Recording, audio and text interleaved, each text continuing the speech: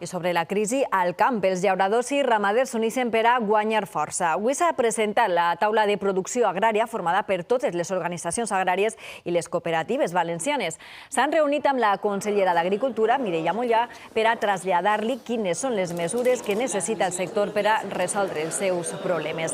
Entre altres assumptes, han demanat que es posi en marxa ja el pla d'estructures agràries.